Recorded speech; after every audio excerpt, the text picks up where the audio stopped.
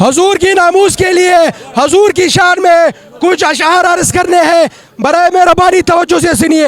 حضور صلی اللہ علیہ وسلم اگر ہے، حضور کی ناموس کے لیے اگر ہم نکلیں گے تو سب کچھ دنیا اور آخرت میں ہماری کامیابی ہے۔ اگر حضور کی ناموس کے لیے نہیں نکلیں گے تو نہ دنیا میں ہم کامیاب ہو سکتے ہیں، نہ آخرت میں ہم کامیاب ہو سکتے ہیں۔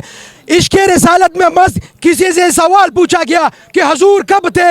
حضور کب تھے؟ جب کب نہ تھا، جب کا وجود نہ تھا، جب تب بھی نہ تھا، اس وقت تھے جب آفتاب میں نو کلیوں میں تبسم ہوتا۔ مکین و مکہ تھے، نہ زمین و آسمان چلتی ہوائیں تھی، نہ معطر فضائیں، آبشاروں میں ترنم تھا، نہ فضاؤں میں تبسم۔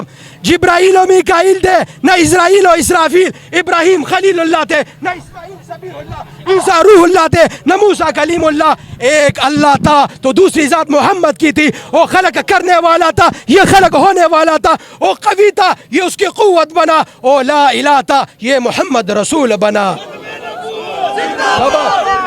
تاجدار ختم نبوت، ہر ابتدا سے پہلے ہر انتہا کے بعد ذات نبی بلند ہے ذات خدا کے بعد۔ دنیا میں احترام کے قابل ہے جتنے بھی رشتے، میں سب کو مانتا ہوں۔